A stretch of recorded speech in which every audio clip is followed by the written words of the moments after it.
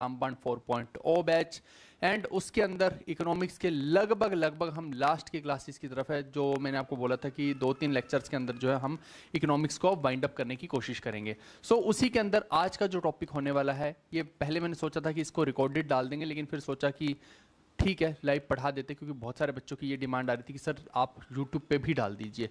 सो ये वाला टॉपिक जो है आज हम लाइव ही लेकर आ गए हैं एंड इसका नाम है मनी। आपको मैं बता दूं कि ये एक ऐसा टॉपिक है भाई मेरे, जहां से अभी लेटेस्ट में प्रश्न तो नहीं आए हैं, लेकिन मैं आपको बता दूं एक टाइम पे ये बड़ा फेवरेट होता था एग्जामिनर का, और इसमें M1 कौन सी मनी होती है, M2 कौन सी मनी होती है, इस तरीके की चीज़ें बहुत सारी हैं जो आपको पता होनी चाहिए हैं। तो मुझे ऐसा लगता है, मेरी गट फीलिंग अंदर से बोलती है कि इस टॉपिक से कभी भी क्वेश्चन टपक जाएगा। ठीक है, इसी वजह से मैंने सोचा था इसका रिकॉर्डेड सेशन डालूंगा, लेकिन ठीक है स्टूडेंट्स की डिमांड पे मैं इसको लाइव ही ले आया हूँ। सो ये टॉपिक बहुत छोटा है और जल्दी जल्दी समझ भी आ जाएगा आपको, कोई ऐसा दिक्कत नहीं है इसके अंदर। सो ये जो टॉपिक है इसको पढ़ ही लो। मेरे हिसाब से इकोनॉमिक्स को हमें छोड़ना नहीं चाहिए, क्योंकि इकोनॉमिक्स से इतने ज़्यादा प्रश्न आए हैं, मोटा मोटा मुझे तो लग रहा है 800-900 प्रश्न से ऊपर प्रश्न इकोनॉमिक्स से ही हो गए हैं पिछले एक साल में। तो वहीं से हमें पता लगता है कि एग्जामिनर इकोनॉमिक्स की तरफ बहुत ज़्यादा इंक्लाइंड है। सो इस वजह से मैं ये आपको रिकमेंड करूँगा कि ये टॉपिक को अच्छे से सारे के सारे इकोनॉमिक्स को आप पढ़ के ही जाइए, इकोनॉमिक्स को आप छोड़ के मत जाइएगा। ठीक है जी। सो बहुत सारे स्टूडेंट्स यहाँ पे लाइव आ भी गए हैं, तो भाई नमस्ते आप सबको, आ जाइए फटाफट से लाइव, है ना। और इस क्लास के बाद एक और सेशन छोटा सा लेकर आऊँगा जिसके अंदर एक आगे की प्लानिंग आने वाली है। सो पहले हम पढ़ लेते हैं, फिर एक नेक्स्ट क्लास जो आएगी छोटा सा 5 मिनट का एक सेशन लेके आऊँगा जिसके अंदर सारी अगली प्लानिंग भी डिस्कस कर लूँगा।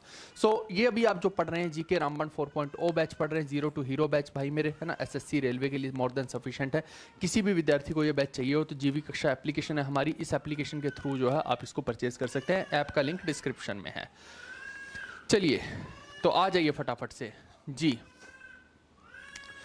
जो आप रिकॉर्डेड सेशंस की बात कर रहे थे, ये रिकॉर्डेड सेशन ही देने वाला था, इसको लाइव ही ले आया हूँ भाई मेरे। और एक रिकॉर्डेड सेशन जो है वो कल आ जाएगा आपको, कल आपको एक रिकॉर्डेड सेशन देखने को मिलेगा। और परसों में जो है हम फिर एक डिमांड एंड सप्लाई का जो है वो मैं लाइव पढ़ा दूंगा, तो उसके बाद जो है पूरी इकोनॉमिक्स का समापन कर देंगे। ठीक है जी, आपकी डिमांड पे मैं ले ही आया हूँ, यहाँ पे लाइव ही ले आया हूँ। और बताइए कि क्या चाहिए।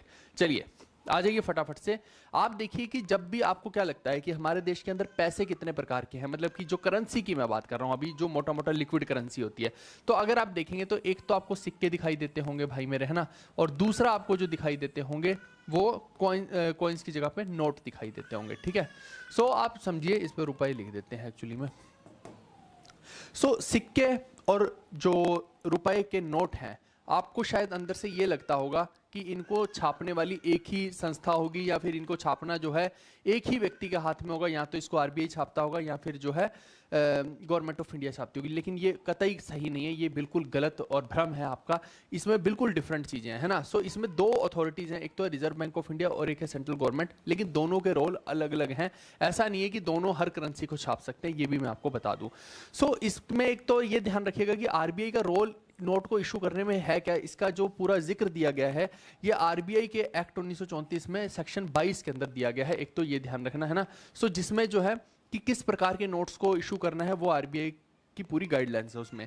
इसके अलावा सेक्शन 25 के अंदर पूरा डिजाइन, उसका मटेरियल कैसा होना चाहिए नोट का, वो सारा उसमें लिखा है। और सेंट्रल गवर्नमेंट से जो अप्रूवल लगता है उसके बारे में लिखा है। ठीक है, होता क्या है एक्चुअली में कि कोई भी करेंसी को छापना होता है तो जो आरबीआई है, देखिए बेशक से ये पावर तो आरबीआई के पास है, लेकिन अब आप देखिए कि आरबीआई तो अपने हिसाब से नोट पे भगत सिंह की फोटो लगा दे इस हिसाब से, तो लेकिन ऐसा होता नहीं है ना। सो कुल मिला के कहानी ये है कि आरबीआई को जो है अप्रूवल के लिए, आरबीआई ने जैसे एक नोट का डिजाइन फाइन कर लिया कि ये वाला है, सो वो अप्रूवल के लिए इस नोट के डिजाइन को किसके पास भेजता है, गवर्नमेंट के पास भेजता है, गवर्नमेंट ऑफ इंडिया के पास भेजता है या सेंट्रल गवर्नमेंट के पास। सो सेंट्रल गवर्नमेंट उसको अप्रूव करती है, उसके बाद वो आरबीआई को बताते हैं कि अब जो है आप इस नोट को छाप सकते हैं, उसमें कोई करेक्शन होती है तो वो भी बता देती है। ठीक है, सो उसके बाद जाके वो टकसाल में तो नहीं, मिल के अंदर जो भी नोट की वो रहती है ना, उसमें जाएगा और वहां पे ये बनाया जाएगा। टकसाल तो सिक्के वाली होगी, मिंट हो गई, है ना। तो आरबीआई का जो मेन काम है, डिपार्टमेंट ऑफ करेंसी मैनेजमेंट एक तरह से जो है उसके अंदर दिया गया है, जो पूरा इस चीज को देखता है, ये सीधी सी बात है। फिर सेंट्रल गवर्नमेंट में अगर देखते हैं तो एक एक्ट है कॉइनेज एक्ट 2011, है ना। ये आपको ध्यान रखना है। एक्चुअली में होता क्या है कि जैसे आप सिक्के देखते हो, जो ये सिक्के बनाने का पूरा अधिकार होता है, ये किसको होता है, सेंट्रल गवर्नमेंट को होता है। ठीक है, सेंट्रल गवर्नमेंट को। और रुपए या नोट और 1 रुपया बनाने का भी, ठीक है, 1 रुपया बनाने का भी, ये भी आप ध्यान में रखिएगा। 1 रुपया और सिक्के जितने भी होते हैं वो सेंट्रल गवर्नमेंट बनाती है, इनकी मिंट्स अलग होती हैं। और जितने भी नोट होते हैं बाकी के नोट वगैरह होते हैं वो जो है आरबीआई बनाता है, ठीक है। कौन बनाता है? आरबीआई के थ्रू होता है, बस अप्रूवल चाहिए होता है। सो ये दो डिफरेंस, आपको की डिफरेंस जो है वो इसमें पता होनी चाहिए। सो आप देखिए कि यहाँ पे अगर देखते हैं सिक्कों के डिस्ट्रीब्यूशन की, तो आरबीआई केवल डिस्ट्रीब्यूट करता है सिक्के, है ना, क्योंकि जाने तो बैंक के थ्रू ये सब चीजें। सो वो डिस्ट्रीब्यूशन का काम आरबीआई का केवल सिक्कों का रहेगा। और यहाँ पे सेंट्रल गवर्नमेंट जो है उनकी टकसाल है, 4 टकसाल है या 4 मिंट है हम कह दीजिए, जहाँ पे ये सिक्के बनते हैं। और इवन इसके अंदर कुछ स्पेशल कॉइन्स भी आपको पता है कि, है ना, लॉन्च किए जाते हैं। जैसे अहिल्याबाई होलकर के नाम पे एक कॉइन लॉन्च किया हुआ था, आई थिंक 300 रुपये का है। तो और अपना जो राजा के या फिर राजेंद्र चोला के, उस पर भी एक कॉइन 1000वीं वर्षगांठ पे 1000 का कॉइन भी एक लॉन्च किया था। सो ये सारी जो चीज़ें होती हैं, स्पेशल कॉइन्स हो गया, है ना, अमृत महोत्सव के जो है बहुत सारे सिक्के आए थे। सो वो सारे के सारे गवर्नमेंट जो है कुछ ना कुछ कमेमोरेट करने के लिए करती है। जैसे आपने इतिहास में पढ़ा होगा, है ना, कि कुछ सिक्कों के ऊपर जैसे कुशानों का कुछ दिख रहा है, या फिर गुप्ता के सिक्के दिखते हैं तो वहाँ पे हमें घोड़ा दिख रहा है, यूपा दिख रहा है, वो वीणा बजाता हुआ दिख रहा है समुद्रगुप्त, समथिंग लाइक दैट। आप समझ लीजिए कि इसी प्रकार का जो गवर्नमेंट भी बड़े बड़े इवेंट्स को कमेमोरेट करने के लिए जो है सिक्कों को खुद बनवाती है, ऐसे आप इसको समझ सकते हैं। ठीक है भाई, वॉइस नहीं आ रही भाई, आवाज तो पूरी आ रही है। एक बार बता दीजिए, सबको आवाज आ रही है ना यार? एक बार बता दीजिए कि सभी लोगों को आवाज आ रही है या नहीं आ रही है। अभी देखिए, अभी शायद मेरे ख्याल से नॉइस वगैरह मैंने बंद पूरा वो कर दिया है। नहीं आ रही है क्या? एक सेकंड रुकिए, मैं दोबारा से इसको स्टार्ट कर रहा हूँ। एक सेकंड रुक जाइए बस, मैं एक सेकंड।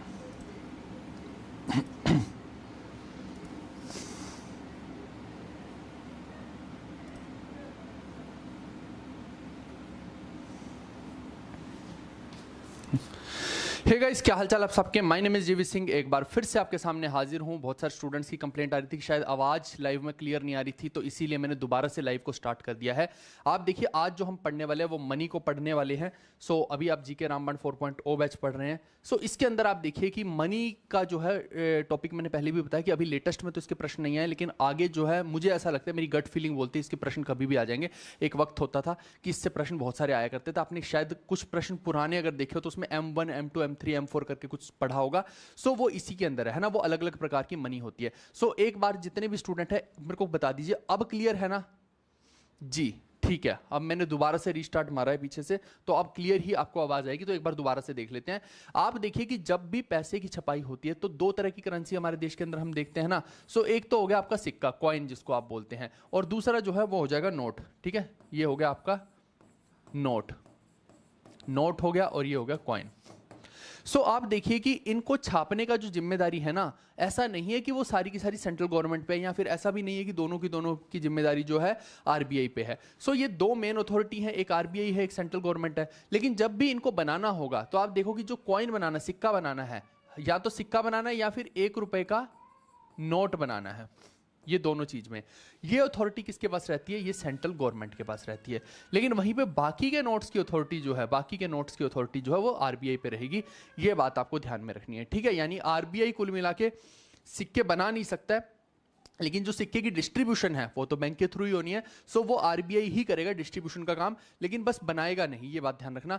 और वो कौन सी टकसालों में बनेंगे ये सिक्के हो गए या 1 रुपए के नोट हो गए? तो गवर्नमेंट जो हमारी सेंट्रल गवर्नमेंट है उसके पास 4 टकसाल हैं। सो वो 4 टकसाल कौन कौन सी है वो आप देख लीजिए। मुंबई की, हैदराबाद की, कोलकाता की, नोएडा की, इन चारों में वो कहीं भी बना सकते हैं। अच्छा, जो ये नोट बनाने की प्रोसेस है ये आरबीआई के पास है, लेकिन क्या ये पूरी की पूरी सुपर अथॉरिटी आरबीआई के पास ही है? ऐसा भी नहीं है। आरबीआई के पास बेशक से ये अथॉरिटी कि भाई क्या बनाना है क्या नहीं बनाना है, लेकिन वो भी कुछ रूल्स से बंधा हुआ है। वो रूल्स अगर हम देखते हैं तो reserve bank of India act 1934 में जो है वो सारे रूल्स मेंशन है। जैसे कि सबसे पहला जो सेक्शन है, सेक्शन 22 के अंदर, वो बड़ा इंपॉर्टेंट है, जिसमें बताया गया कि आरबीआई के पास सोल राइट है बैंक नोट्स को इशू करने का। ये बात तो ठीक है कि आरबीआई के पास इशू करने का राइट है, लेकिन एक पेच उसके अंदर फंसा दिया गया। वो फंसाया गया है सेक्शन 25 के तहत कि भाई नोट का कोई भी डिज़ाइन, कोई भी फॉर्म या मटेरियल क्या होगा नोट्स का, आपको पता होना चाहिए कि स्पेशल पेपर आता है ना, अलग अलग देशों से। ऐसा नहीं है कि हमारे यहाँ पे कोई भी पेपर से जो आपने नोट बना दिया, ऐसा नहीं होता है। तो वो स्पेशल पेपर वो कंपनियां और किसी को भी प्रोवाइड नहीं करेंगी। ऐसा स्पेशल पेपर जो है नोट बनाने के लिए, करेंसी बनाने के लिए दिया जाता है, ठीक है। सो कुल मिला के वो गवर्नमेंट ऑफ इंडिया को ही पेपर जाना है अल्टीमेटली, ऐसे समझ लीजिए। सो इसमें सेंट्रल गवर्नमेंट का अप्रूवल लेना आरबीआई के लिए बहुत जरूरी है। अगर आरबीआई को सेंट्रल गवर्नमेंट अप्रूवल ना दे तो आप समझिए कि आरबीआई तो अपनी मर्जी से कभी भगत सिंह की फोटो छाप देगा, कभी नेहरू की छाप देंगे। सो करेंसी में बड़ा अजीबोगरीब सा बदलाव आपको देखने को मिलेगा और लोगों का ट्रस्ट खराब होगा। लोगों को समझ भी नहीं आएगा कि ये हमारे देश की करेंसी है कि कहाँ की करेंसी, कल को जिन्ना ना छाप दे गई है ना।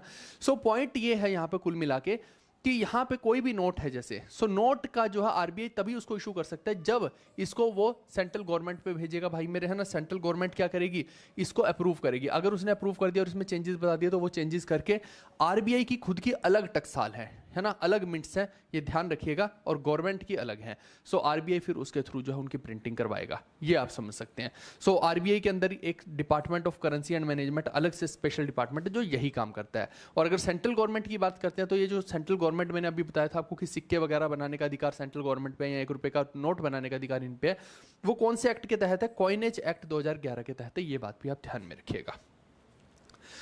चलिए, सो कुल मिला के मैंने आपको ये बताया, भारत में कोई भी नोट बनेंगे या सिक्के बनेंगे, या तो वो रिजर्व बैंक, भारतीय रिजर्व बैंक बनाएगा या फिर केंद्र सरकार बनाएगी। सो केंद्र सरकार क्या बनाती है, 1 रुपए का नोट या फिर सिक्के बनाएगी, और भारतीय रिजर्व बैंक बाकी के जितने भी बड़े नोट्स हैं वो बनाएगा। ये बात ध्यान में रखिएगा। और जो भारतीय रिजर्व बैंक का अधिनियम 1934 है, उसकी धारा 22 जो है वही आरबीआई को जो है एकमात्र अधिकार दे रही है, एक अधिकार दे रही है कि सारा का सारा अधिकार आरबीआई के पास है इन नोटों को इशू करने का। लेकिन उसके लिए उसे कुछ परमिशनें लेनी पड़ेंगी गवर्नमेंट से, ऐसे समझ लीजिए। वो धारा 25 में दिया हुआ है। सो केंद्र सरकार से अनुमति लेने के बाद ही वो ऐसा कर सकता है। इसके अलावा आरबीआई का जो मुद्रा प्रबंधन विभाग है वही इसके अंदर नोटों के बारे में सारी चीजें देखता है। एंड अगर सिक्कों के मामले की बात करते हैं तो वो मैंने बताया था कि केंद्र सरकार जो है उसको लॉन्च करती है। सो सिक्कों के अंदर अगर हम देखते हैं, सो सिक्कों का निर्माण जो है या उनका जो भी डिजाइन है, सरकार जो है यहाँ पे, आरबीआई जो है केवल सिक्कों को बांटने का काम करेगा। ये जो काम करेगी ये करेगी आपकी सेंट्रल गवर्नमेंट यानी कि केंद्र सरकार, ठीक है। और इसके लिए इनके पास 4 मिनट है, मुंबई, हैदराबाद, कोलकाता और नोएडा में। और ये जो सिक्के हैं, इनको कई बार जो स्पेशल सिक्के भी लॉन्च किए जाते हैं, जैसे मैंने आपको पहले बताया, जैसे एक 300 रुपए का सिक्का बनाया अहिल्याबाई होलकर जी के लिए बनाया, फिर राजा या राजेंद्रा के लिए, एक राजेंद्रा के लिए, जहाँ तक मेरे को लग रहा है कि उनको 1000 साल हो गए थे, तो उसमें 1000 का सिक्का एक अभी लॉन्च किया गया है लेटेस्टली, है ना, पिछले 3-4 साल में। सो 1000 साल पूरे होने में एक वो प्रश्न भी आपसे पूछा जा सकता है, वो ऑलरेडी मैंने एक ना एक वीडियो में यूट्यूब पे पढ़ाया भी हुआ है पहले भी, है ना। सो बार बार उन चीज़ों को रिपीट करने का कोई मतलब नहीं है। फिर ऐसे अभी आपको पता, अमृत महोत्सव के टाइम में जब 75 वर्ष आज़ादी के पूर्व हुए, तब स्पेशल सिक्के आए। सो ये बिल्कुल वही है जैसे पुराने समय में मैंने आपको बताया था कि समुद्रगुप्त के सिक्के आपने देखे होंगे, तो उसमें वो वीणा बजाते हुए दिखा, है ना, या घोड़े के यूपा वाले सिक्के आपको देखने को मिले, ऐसी कुशान अपने सिक्के निकालते थे। सो समथिंग लाइक दैट, इसको आप समझ सकते हैं, है ना। या इल्तुतमिश के या उसके सिक्के आपने देखे होंगे, रजिया सुल्तान के, है ना, समथिंग लाइक दैट, इसको आप समझ लीजिए। चलिए, सो आरबीआई की करेंसी मैनेजमेंट का जो सिस्टम है वो क्या है, अब वो देख लेते हैं। सो यहाँ पे ये देखेंगे भाई मेरे कि कितने नोट हर साल जो है कितने कितने डिनोमिनेशन के छपने चाहिए। डिनोमिनेशन का मतलब क्या होता है भाई, 20 रुपया हो गया, 500 हो गया, है ना, 100 हो गया, 200 हो गया, इसके कितने कितने नोट छापने, उसको डिनोमिनेशन बोलते हैं ना। सो हर साल कितने छपने हैं। अच्छा, ये किस बात पे तय होगा, ये भी डिपेंड करता है ना। कई बार जो है कुछ करेंसी जो है वो खराब हो जाती है ना, सॉइल्ड नोट्स होते हैं, सो उनके बदले में नए नोट्स बनते हैं। या फिर कई बार जो है सरकार चाह रही है, आप देखिए कि ऐसा नहीं होता कि जितनी भी हमारे देश की अंदर जो है रुपया होगा वो सारा हार्ड कैश में ही होगा, है ना। मैक्सिमम तो आप देखिए कि ऑनलाइन होता है। अगर बैंकों के ऑनलाइन खातों में है, सो उतने रुपए को आप छाप नहीं सकते हो, आप कायदे से ये समझिए, है ना। सो ये डिवीजन होता है कि इतना जो है सॉफ्ट में करेंसी रहेगी और इतनी जो है हार्ड में करेंसी रहेगी। सो वो गवर्नमेंट के हाथ में डिसीजन है कि कितनी छापनी है और कितनी नहीं छापनी है। सो उसके हिसाब से हर साल जो है फिर रिवाइज किया जाता है, या कई बार कोई डिमोनेटाइजेशन हो जाती है। सो आप देखिए सभी लोगों ने, है ना, 2016 के आसपास क्या हुआ था, है ना, 4-4 हज़ार रुपये निकलवा सकते थे। सो जब ऐसा होता है, और उसके बाद फिर आप देखिए कि 2023 के अंदर ही शायद 2000 का नोट बंद हुआ, जिसमें मैंने भविष्यवाणी की और वो सत्य हो गई थी। सो कुल मिला के कहानी ये है कि ये सारे का सारे जो चीज़ें हैं, फिर उसमें नई छपाई जो भी होगी वो इसके बाद जो है एस्टिमेट की जाती है इन मिनट्स के अंदर।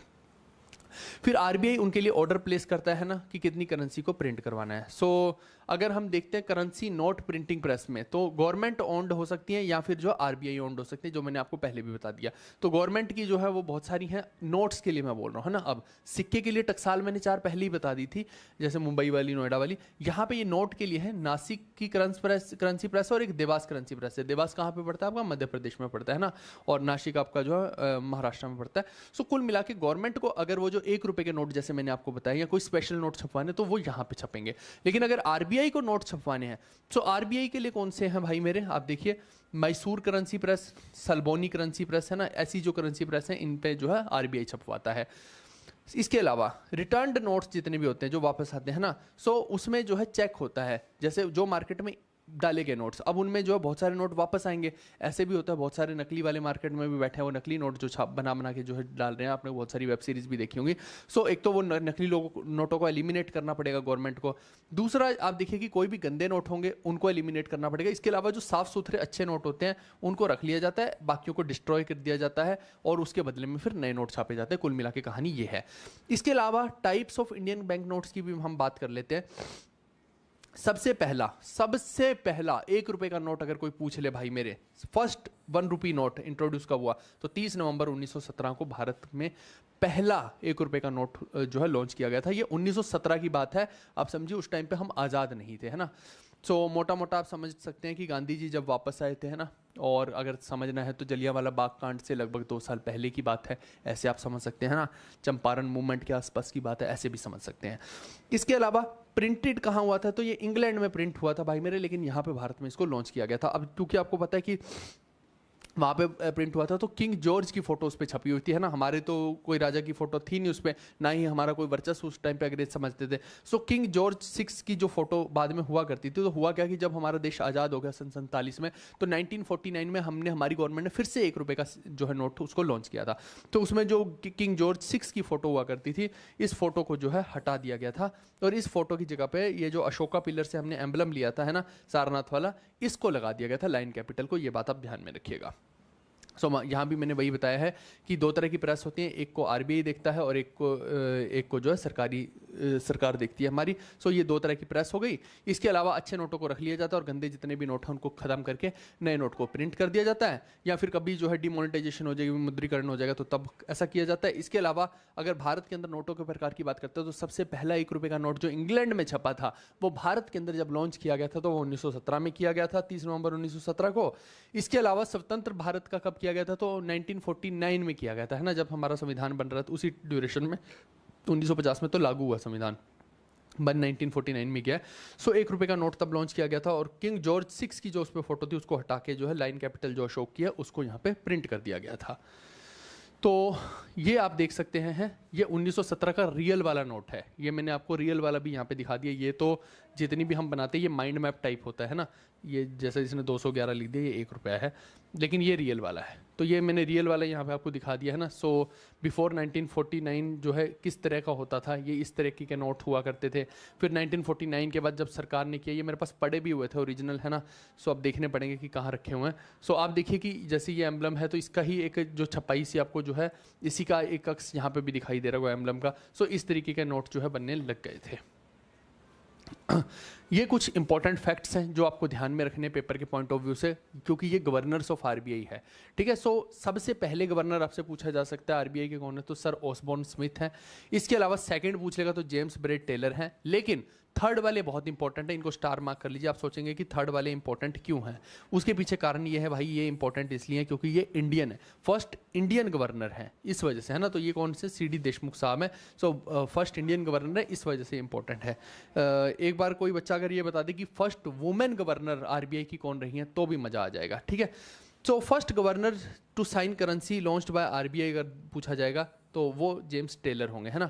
सो अगर करेंसी पे साइन की बात सबसे पहली होती है तो जेम्स ब्रेड टेलर हैं, वो ऑसबॉर्न स्मिथ उसमें मार्क मत कर देना, ठीक है जी। और कई बार ये भी पूछ लेता है आपका, अच्छा ये 1938 की बात है जेम्स ब्रेड टेलर वाली, और कई बार जो पूछ लेता है कि आरबीआई ने जो सबसे पहला 5 रुपये का नोट लॉन्च किया था उसमें किसकी फोटो थी, तो जॉर्ज 6 की ही फोटो थी। ये सारी बातें आपको पता होनी चाहिए, ठीक है जी। क्या ये बातें समझ में आ रही हैं आप लोगों को? एक सेकंड बस दीजिए मुझे, एक सेकंड।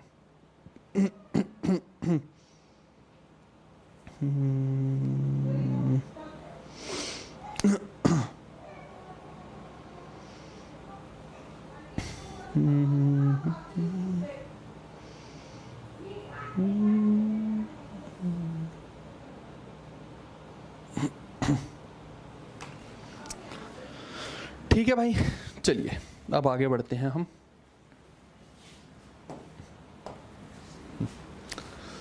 अब हम देखिए भारत के अंदर अलग अलग सीरीज नोटों की आई है जी। बिल्कुल उदेशी जी हैं, बिल्कुल इन्होंने सही बताया ऋषभ ने, है ना। फर्स्ट डेप्यूटी जनरल, अगर कोई डेप्यूटी वाला पूछ लेगा, एक सेकंड रुकिए। First women deputy governor of RBI कोई पूछेगा तो उदेशी जी है, उदेशी, ठीक है, ये भी आप ध्यान में रखिएगा। कुल मिला के कहानी ये है भाई मेरे की, अब आप देखिए कि अलग अलग सीरीज नोटों की चलाई गई थी। अब जो 1996 की सीरीज है ये एमजी सीरीज है। एमजी सीरीज का मतलब होता है महात्मा गांधी सीरीज। आपने बहुत जगह पे आप हमारे देश में देखा होगा, एमजी रोड भी बहुत सारी जगह पे होता है। एमजी रोड का यही मतलब हमेशा होता है महात्मा गांधी मार्ग, है ना।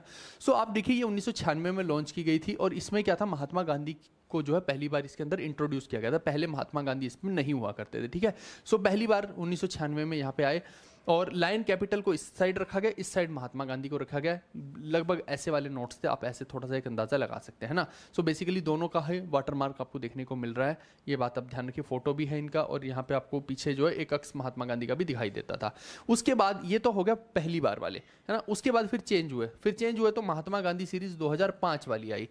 इसके अंदर क्या लॉन्च किया गया था उस टाइम पे, 10 के 20 के 50 के 100 के 500 के 1000 के नोट्स जो हैं इसमें लॉन्च किए गए थे और बहुत सारी एडिशनल फीचर्स सिक्योरिटी की डाली गई थी, है ना। जैसे आप देखिए कि तार वगैरह भी अब डलने शुरू हो गए, है ना, और उनमें किसी में अंतर कर दिया जाएगा। या फिर आप देखिएगा कि अगर आपके पास नोट होगा तो उसमें साइड में यूं यूं करके होता है, जिसमें अगर किसी कोई देख नहीं सकता है ना, ब्रेल लिपि के अंदर जो है वो यूं करके पता लगा सकता है कि ये नोट कितने रुपए का है, अगर किसी की आंखें भी काम नहीं करती है। बहुत सारी इसके अंदर चीज़ें रहती हैं, है ना। आजकल तो इतनी सारी चीज़ें नोटों में आ गई, फिर भी फेकपन हो रहा है बहुत सारा। इसके अलावा आपको ये बताना चाहिए कि डीमोनेटाइजेशन के बारे में कि 500 और 1000 के नोट्स जो थे इसी सीरीज़ के, ये जो है 2016 में डीमोनेटाइज हुए थे। जो मैंने आपको बताया था मोदी जी ने जो किए थे सबसे पहले, वो इसी सीरीज़ के नोट्स को डीमोनेटाइज किया था 2016 में, जिसमें आप 4-4 हज़ार रुपये ही बैंक से निकलवा पाते थे। तो ये वही से मैंने जो इसको कोरिलेट कर दिया। पहली सीरीज़ 1996 की है महात्मा गांधी की, और दूसरी जो सीरीज़ है भाई मेरे वो है 2005 की, जिसको बाद में जो है 2016 में डीमोनेटाइज मोदी जी ने कर दिया था।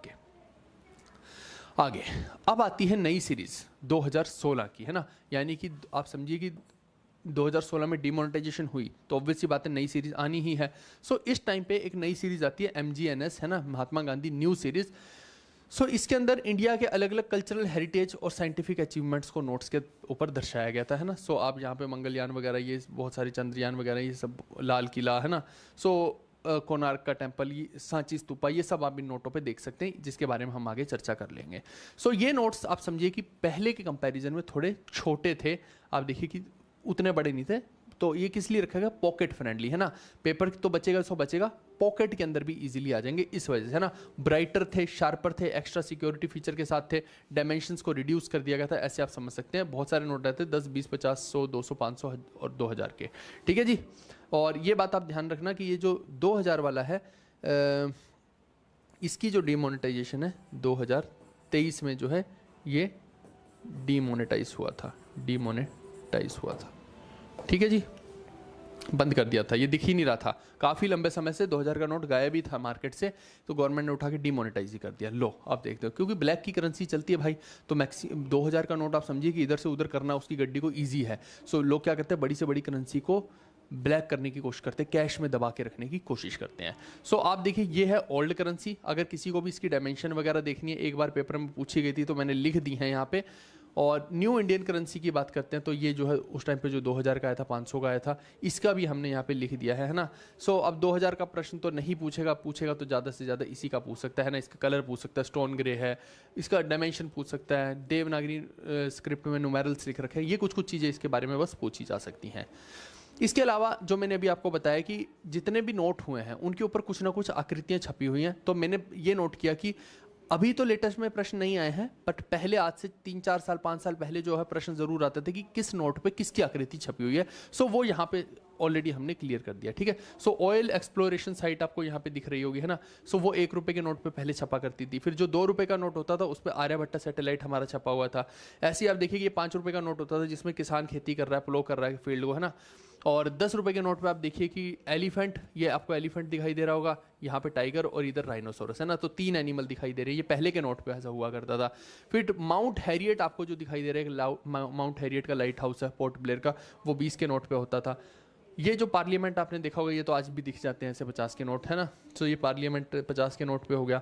फिर आप देखिए कंचनजंगा, ये देखिए कि 100 के नोट के पीछे आपने अक्सर देखा होगा, ये कंचनजंगा की वो है ना। माउंट एवरेस्ट मत समझ लेना इसको। सो कंचनजंगा इस पर छपा हुआ है। इसके अलावा दांडी मार्च की इमेज आपको पहले के 500 के नोटों पर दिखाई देती थी, अभी वाले में नहीं देखने को मिलती है। फिर ऑयल रिग साइट का एक तो ये हो गया, है ना, जो आप देखिए कि पहले भी होता था, ये देखिए ऑयल रिग साइट का। सो सेम ये यहाँ पे रखा गया है। इसके अलावा एक सैटेलाइट रख दी गई है और एक स्टील फाउंडेशन रख दिया गया। तो कुल मिला के 3 चीज़ें जो है ये 1000 के नोट पे हुआ करती थी। अब तो वो डिमोनेटाइज ही हो गया, तो अब उसका कोई सेंस बैठता नहीं है। फिर आते हैं नए नोट जो अभी आज की डेट में चल रहे हैं। ये नए नोट से प्रश्न जो है पेपर में एक बार जरूर आया था पिछले 2-3 साल के अंदर। सो ये आप ध्यान रख सकते हैं, है ना। ये स्पेसिमन लगा दिए बस मैंने। आप देखिए जैसे 10 रुपये का है, सो इसकी डायमेंशन क्या है ये पता होनी चाहिए, रंग क्या है और इस पर कौन सा टेम्पल छपा है, तो कोणार्क सन टेम्पल है इसके ऊपर, ठीक है। सो क्योंकि कोणार्क सन टेम्पल पे बहुत सारे प्रश्न आते हैं, कैलाश टेम्पल पे, इलोरा वाले पे बहुत आते हैं, ये बड़ी फेमस साइट्स है इंडिया की। सो ये पूछा जा सकता है किस नोट पे क्या चीज़ की आकृति है। सो ऐसी 20 का नोट की डायमेंशन बता दी और इस पर कैलाश टेम्पल इलोरा वाला है जो कि राष्ट्रकूटों ने बनवाया है ना। सो ये सारी चीज़ें आपको पता होनी चाहिए। इसके अलावा 50 के नोट पे जो है कोणार्क सन टेम्पल, जल्दी से कमेंट करके बताइए कि कहाँ पे है ना। जय जगन्नाथ, वहीं से याद रहेगा। सो आप देखिए कि 50 का नोट के अगर देखते हैं तो सियान कलर है, इस पे स्टोन चैरियट हम्पी वाला है ना। सो हम्पी किसकी राजधानी होती थी, जल्दी से ये भी उत्तर कीजिए। इसके बाद आप देखिए कि 100 का नोट है जो, उसके ऊपर हमें रानी की वाव देखने को मिलता है ना। सो रानी की वाव के बारे में खास बात क्या है ना। क्या ये एक मंदिर है, और अगर ये मंदिर है तो इसकी खास बात क्या है, जल्दी से कमेंट करके बता दीजिए तो मजा आ जाएगा। बड़ा ही यूनिक आर्किटेक्ट है रानी की वाव।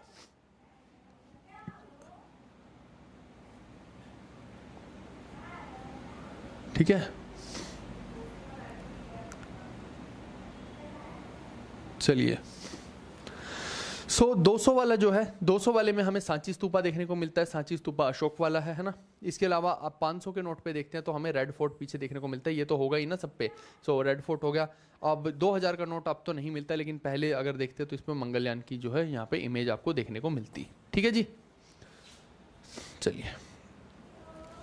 तो ये तो मुद्रा के, 1 मिनट, टाइप्स ऑफ मनी, प्राथमिक कार्य, चलिए। हाँ, हम्पी कर्नाटक में है, लेकिन मैंने पूछा था आपको कि हम्पी राजधानी किसकी हुआ करती थी। सो हम्पी वो नहीं आपने बताया, आपने सिर्फ ये बता दिया कि कर्नाटक में है। सो आप देखिए कि हम्पी जो राजधानी हुआ करती थी वो हुआ करती थी विजयनगर की। ठीक है जी, हाँ, महिमा ने एकदम से सही बात में बता दिया है जी। ठीक है जी, आगे टाइप्स ऑफ मनी में कॉमोडिटी मनी का देख लेते हैं, है ना। सो आप देखिए अलग अलग तरह की मनी होती है, कई सारे प्रकार हैं मनी के। तो कॉमोडिटी मनी क्या होता है भाई मेरे, एक्चुअली में आप समझिए कि जैसे किसी वस्तु की फॉर्म में मनी हो।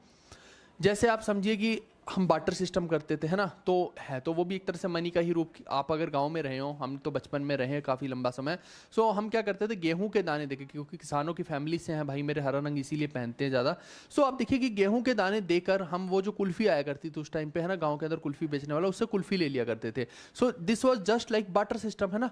तो मुझे कुल्फ़ी चाहिए एक बच्चे को, है ना, और उसने जो है गेहूं के दाने दिए और उसे कुल्फ़ी मिल गई। सो एक एग्जांपल मैंने बताया है। पहले बार्टर सिस्टम बहुत ज़्यादा हुआ करता था, इससे चल जाती थी, काफ़ी सारी चीज़ें मिल जाती थी। सो इसको बोलते हैं कॉमोडिटी मनी, कि आपने मनी की फॉर्म में एक्चुअल में रुपया नहीं दिया, आपने कोई वस्तु दे दी। ठीक है, ये इसमें समझना है जी। इसके बाद इसी में आप देखिए कि कॉमोडिटी में gold coin, silver coin, copper coin भी आ जाएंगे, है ना, या सोल्ट आ गया, या कैटल्स आ गए। अब ये क्यों आएंगे, क्योंकि सोने की एक्चुअल खुद की वैल्यू होती है। आप देखिए, है ना, सोने की खुद की एक्चुअल वैल्यू होती है। आपने सोना किसी को दिया, उसके बदले में वो आपको कुछ भी दे सकता है। सिल्वर दे दिया तो उसके बदले में भी वो दे सकता है। क्या ये मानते हैं आप, है ना। फिर एक होती है फिड्यूशियरी मनी, ये सेकंड हो गया, है ना। ये क्या होती है भाई मेरे, कि ये लोगों के ट्रस्ट पे चलती है। ये एक्चुअल में मनी नहीं है, दिखने में मनी है, लेकिन लोगों के ट्रस्ट पे चलती है। जैसे कि आप देखिए, अब किसी ने आपको चेक पे साइन करके दे दिया है ना, वो अमिताभ बच्चन ने आपको, आप केबीसी में गए 1 करोड़ जीत गए तो चेक पे साइन करके दे दिया। अब असली में तो उसने नहीं दिया आपको 1 करोड़, है ना, वो तो बैंक में आएंगे आपके, लेकिन चेक पे साइन करके दे दिया तो खुश तो हो ना तुम कि मेरे को 1 करोड़ मिल गया, है ना। वहां से समझ सकते हैं। ऐसी ड्राफ्ट हो गया, बैंक नोट्स हो गए, ये सारे के सारे आप देखेंगे फिड्यूशियरी मनी है। अब रियल में देखा जाएगा तो बैंक नोट्स को भी देखते हैं तो उसकी खुद की कोई वैल्यू नहीं है, वो तो कागज का टुकड़ा है, लेकिन सरकार ने उसमें मोहर लगा रखी है तो इसलिए उसकी वैल्यू हो जाती है। फिर एक आती है फिएट मनी। फिएट मनी जो है ये भी कौन सी मनी होती है, ये जो गवर्नमेंट इशू करती है, ठीक है। ये तो बैंक के द्वारा चलो चल रहा है जो, है ना, कि चेक वगैरह ड्राफ्ट वगैरह बैंक ने इशू कर दिए, लेकिन आप समझिए कि एक फिएट मनी में गवर्नमेंट इसको इशू करती है। अब फिएट मनी में क्या होता है, कोई भी मनी ऐसी जिसको कि गोल्ड और सिल्वर से बैक नहीं कर रखा है ना। जनरली कोई भी मनी आप छापते हैं तो उसके बदले में आप बहुत सारा जो धन है कहीं ना कहीं आपको रखना पड़ता है ना। सो IMF में रखेंगे या कहीं भी रखेंगे तो उसके बदले में ही जो है आप पैसा छापते हैं। सो यहाँ पे जो वैल्यू डिपेंड करती है इसकी, है ना। सो ये जो है डिमांड और सप्लाई के ऊपर सारी की सारी वैल्यू डिपेंड करती है। इसके एग्जांपल आप Indian rupee, US dollar, euro, इन सबको जो है समझ सकते हैं। एक तरह से ये फिएट करेंसी में आ जाता है। इसके अलावा एक कमर्शियल बैंक मनी होती है। बहुत तरह की मनी है ना, अलग अलग मैं बता रहा हूँ कि कल को कुछ भी पूछ लिया जाए।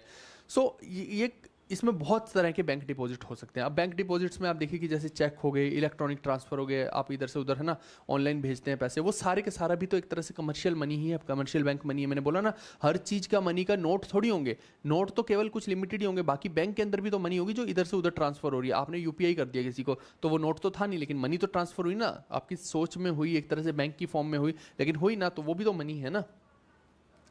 सो वही मैंने बताया, वस्तु मुद्रा क्या होती है, जिसके अंदर भाई वस्तु विनिमय प्रणाली होती है या वस्तु की खुद की कोई कीमत होती है जिसके बदले में आप कुछ और वस्तु ले लेते हैं। प्रत्यय मुद्रा, जिसको फिड्यूशियरी मनी बोल देते हैं, इसे लोगों के भरोसे के अनुसार स्वीकार किया जाता है। जैसे बैंक ने कुछ भी बोल दिया कि चेक है, ड्राफ्ट है, बैंक नोट है, सो इसको जो है हम एक तरह से मान लेंगे कि भाई बैंक ने बोला है सो ये सही ही होगा, है ना। इसके अलावा आदेश मुद्रा, फिएट मनी जो होती है, ये सरकार द्वारा लॉन्च की जाती है। आप समझ लीजिए जैसे इंडिया का रुपया हो गया, है ना। इसके अलावा वाणिज्यिक बैंक मुद्रा होगी, जो बैंक के अंदर इधर से उधर ट्रांसफर हो रही है। एक्चुअल में कहीं पे भी आपको हार्ड कैश नहीं दिखेगा, लेकिन बैंक के अंदर ट्रांसफर्स हो रहे हैं उस मनी के, वो होगी वाणिज्यिक मुद्रा। एक होती है आपकी फुल बॉडीड वैल्यू, ठीक है, फुल बॉडीड वैल्यू मनी। क्या बोल रहे हैं, चलिए ठीक है, हाँ बिल्कुल। So full bodied money value क्या होती है भाई मेरे, ये फुल बॉडीड मनी भी एक करेंसी है जिसके अंदर होता क्या है एक्चुअली, वो फुल बॉडीड लिखा है तो वहीं से आप समझ लीजिए कि जो फेस वैल्यू है वही कमोडिटी का भी प्राइस होगा इसके अंदर। इसका मतलब ये होगा कि जैसे सपोज कीजिए कि अब आपको ये पता होना चाहिए कि अगर मैं 1 रुपये का एक सिक्का बनाऊं, ठीक है, एक सिक्का बनाऊं, तो अगर मैं कागज का 1 रुपये का नोट बना दूं और एक मैं लोहे का या किसी और चीज वस्तु का, है ना, 1 रुपये का सिक्का बना दूं, तो मुझे बताओ कि कागज के नोट की क्या सच में 1 रुपये की उतनी वैल्यू होगी, है ना। रियल की नोट की बात कर रहा हूं मैं, तो नोट की क्या वैल्यू है 1 रुपये की। अब नोट तो 500 का भी है, सो क्या उसकी रियल वैल्यू 500 है? बिल्कुल भी ऐसा नहीं है। लेकिन वहीं पर आप समझिए कि एक सिक्का है, जो एक सिक्का जो मैंने किसी मेटल का बना दिया, तो मेटल की तो वैल्यू होती है ना।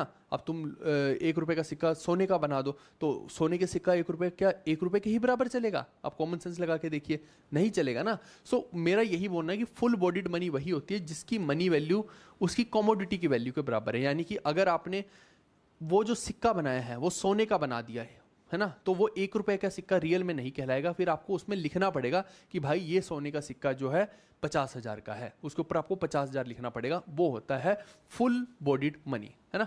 इसको हम बोलते हैं, अगर उसकी वैल्यू मान लीजिए कि एक आपने नोट के ऊपर छाप दिया वो, सो नोट के ऊपर उतना 1 रुपये का भी वैल्यू नहीं होगा भाई, नोट की तो हो सकता है ना 10 पैसे ही ना हो गई। सो ऐसे आपको इसको समझना है, ठीक है जी। इसके बाद आती है रिप्रेजेंटेटिव फुल बॉडीड मनी। ये क्या होती है भाई मेरे, ये केवल एक रिप्रेजेंटेशन की फॉर्म होती है, असली में ये मनी होती नहीं है, आप ऐसे समझिए, ठीक है। यूजुअली इसमें पेपर मनी आ जाती है। अब पेपर है तो आप समझो कि पेपर असली में तो कोई मनी है ही नहीं है। यहाँ पे तो हमने ट्रीट किया कि भाई सिल्वर है, गोल्ड है, या किसी मेटल है, मेटल की हमने मनी बना दी, लेकिन यहाँ पे असली में पेपर तो कोई मनी है ही नहीं, this is just token currency. तो वो तो सरकार ने उस पर साइन कर दिया, गवर्नर ने, कि भाई इसको मनी मानेंगे, तो आप मान रहे हैं, है ना। अब वही मैंने बोला कि जैसे 2000 के नोट मान लीजिए कि आज आपको दे कोई, है ना, 1 करोड़ रुपया दे दे 2000 के नोट का, तो आप क्या खुश होंगे? आप कभी भी खुश नहीं होंगे, है ना। आप बोलेंगे कि इसकी कोई वैल्यू नहीं। लेकिन वहीं आज से 3-4 साल पहले कोई 2-2 हज़ार के नोट आपको दे देता है 1 करोड़ रुपया, तो आप बहुत खुश हो जाते हैं ना। सो तब उसकी वैल्यू थी। सो कुल मिला के कहानी ये है कि that is mere a piece of paper, वो पेपर के अलावा कुछ भी नहीं है, अनलेस और अनटिल की भारत की सरकार उसके अंदर वादा ना कर दे, है ना। गवर्नर प्रॉमिस करता है कि मैं इतने डिनोमिनेशन आपको दे रहा हूं, तब जाके वो माना जाता है ना। सो फेस वैल्यू जो है वो हायर होती है generally than the value of paper. Paper की क्या वैल्यू है, कुछ भी वैल्यू, उतनी वैल्यू नहीं होगी। अब वो 500 का नोट छाप दिया तो उस उतने से पेपर की वैल्यू 500 नहीं होगी, ऐसे आप समझ लीजिए, ठीक है, उससे ज़्यादा की होगी। ऐसे ही इसमें गोल्ड सर्टिफिकेट हो गए, सिल्वर सर्टिफिकेट हो गए। अब भाई एक सर्टिफिकेट गवर्नमेंट ने बना के दे दिया, या फिर आपने जो है एक एफडी ही ले ली, है ना, ये सब चीज़ें जो है एक पेपर पे आ रही हैं केवल, लेकिन असली में आपने अब मान लो गोल्ड का ETF खरीद लिया, वो सब पेपर पे आ रहा है, रियल में तो तुमने खरीदा भी नहीं है वो, है ना। सो वो सब क्या हो गया, एक तरह से इसी करेंसी का रिप्रेजेंटेटिव का ही पार्ट हो गया। फिर एक होता है क्रेडिट मनी। अब ये क्रेडिट मनी क्या होता है भाई, वो मनी जिसकी फेस वैल्यू कॉमोडिटी वैल्यू से ज़्यादा होती है। प्लीज़ ध्यान दीजिएगा कि कॉमोडिटी वैल्यू से इसकी फेस वैल्यू ज़्यादा होती है। फेस वैल्यू का मतलब है इसके ऊपर जो लिखा है, ठीक है, वो फेस वैल्यू जो लिखी हुई है एक तरह से वो ज़्यादा है उसकी रियल वैल्यू से, यानी कि वो खुद उतने का नहीं है, लेकिन आप समझो कि उसमें जो फेस वैल्यू है वो ज़्यादा की लिख दी है, ऐसे इसको आप समझ सकते हैं, ठीक है। इसमें कौन सी मनी हो सकती है, फिड्यूशरी मनी वगैरह हो सकती है, सारी की सारी वही, जैसे नोट्स वगैरह इसमें भी आ सकते हैं। सो मैंने वही बताया कि एक पूर्णकाय मुद्रा हो गई, है ना, जिसमें क्या होता है कि मुद्रा का मूल्य वस्तु मूल्य के बराबर होता है। एक प्रतिनिधि पूर्णकाय मुद्रा होगी जिसमें अंकित मूल्य कागज के मूल्य से अधिक होता है, सीधी बात ये है। और एक होगी साख मुद्रा जिसमें मुद्रा मूल्य जो होता है वो वस्तु मूल्य से ज़्यादा होता है, सीधा बस आपको ये पता होना चाहिए। चलिए फिर मेटालिक मनी क्या होती है भाई मेरे। अब मेटालिक मनी भी वही भाई कि मेटल के सिक्के जैसे बन रहे, तो वो मेटल की मनी हो गई, है ना। सो गोल्ड के भी हो सकते हैं, सिल्वर के भी, कॉपर के, निकल के, किसी भी चीज़ के हो सकते हैं। सो आप देखिए कि टाइप्स ऑफ मेटालिक मनी की बात करते हैं तो एक होगी स्टैंडर्ड मनी जिसकी फेस वैल्यू इंट्रिंसिक वैल्यू के बराबर ही होती है ना। फेस वैल्यू का मतलब है उस पर जितना आप लिख रहे हो, और इंट्रिंसिक वैल्यू का मतलब होता है कि उसके जो मेटल है उस मेटल की वैल्यू कितनी है। तो इसमें क्या होता है, अगर मान लीजिए कि आप ₹1 का सिक्का बना रहे हैं तो आप क्या करेंगे, ₹1 का असली मेटल जिसका भी आप बना रहे हो, आप लोहे का बना रहे हो तो आप ₹1 जितना, है ना, कि रियल में वो जो लोहा है ₹1 जितना ही हो, चाहे वो इतने साइज का हो, चाहे इतने का हो, चाहे इतने का हो, सो उतना ही लोहा काट के आप उसमें बनाए, तो उसको बोलते हैं एक तरह से standard money.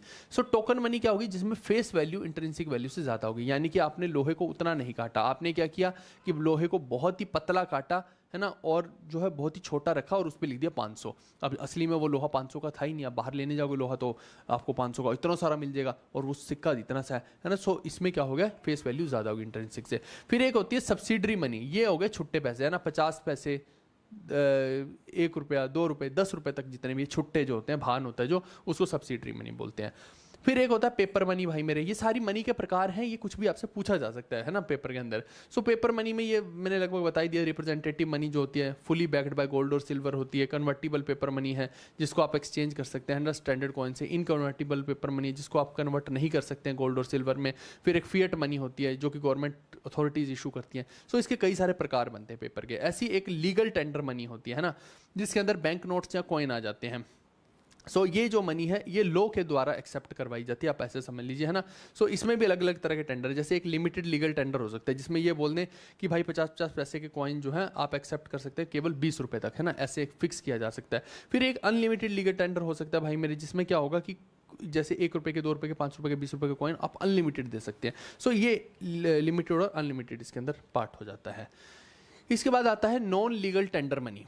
Non legal tender money क्या है, एक तरह से ऑप्शनल मनी दैट पीपल में एक्सेप्ट और नॉट एक्सेप्ट, यानी कि ये वो वाली है कि जो लीगल नहीं है, पीपल लोग चाहें तो इसको एक्सेप्ट करें, चाहे तो मत करें एक्सेप्ट। जैसे अब मान लीजिए कि आप किसी को चेक देते हैं, बैंक का ड्राफ्ट देते हैं, बॉन्ड देते हैं, इंश्योरेंस पॉलिसी देते हैं, तो वो सामने वाले की मर्जी है ना। अब आप किसी को फोर्स नहीं कर सकते कि भाई तू मुझे जो है इतना सामान दे दे दुकान पर जाके, मैं अपनी इंश्योरेंस पॉलिसी तेरे को दे देता हूँ। ये तो लॉजिकल नहीं है ना, उसकी मर्जी है भाई तुम्हारी इंश्योरेंस पॉलिसी को वो रखे ना रखे, है ना, तो वो उसकी मर्जी है।